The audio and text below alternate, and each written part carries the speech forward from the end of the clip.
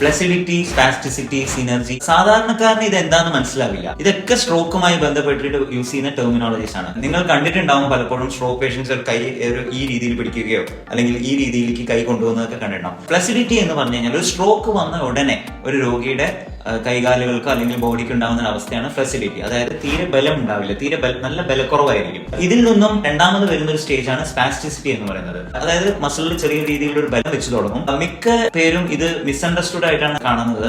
കാരണം ആ ബലം വെക്കുന്നത് നല്ലതാണ് എന്നാണ് പലരും വിചാരിക്കാറ്. എന്നാൽ ഈ സ്പാസ്റ്റിസിറ്റി എന്ന് പറയുന്നത് നിത്യേനയുള്ള നമ്മുടെ ജീവിതത്തിലുള്ള ആക്ടിവിറ്റീസ്, അതായത് മൂവ്മെന്റ്സിനെ ശരിയായ രീതിയിൽ തന്നെ ബാധിക്കും. ഈ ഒരു സ്പാസ്റ്റിസിറ്റി വരുമ്പോൾ ബലം വെച്ച് നമ്മുടെ മസിൽസ് ഒക്കെ ഒന്ന് ഷോർട്ട് ഉണ്ടാവും. അതായത് മസിൽസിന്റെ ആ ഫുൾ ലെങ്ത് കിട്ടാതെ വരും ഒരു മൂവ്മെന്റ് ചെയ്യാൻ നോക്കുമ്പോൾ.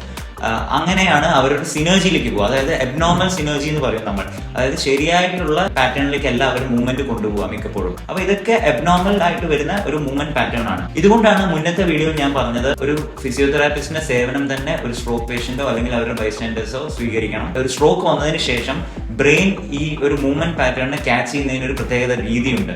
അപ്പൊ ആ രീതിയിൽ തന്നെ passive range of motion exercises നമ്മൾ കൊടുത്തെങ്കിൽ മാത്രമേ പേഷ്യന്റിന് നമുക്ക് മാക്സിമം റിക്കവറി എക്സ്പെക്ട് ചെയ്യാൻ പറ്റുകയുള്ളൂ.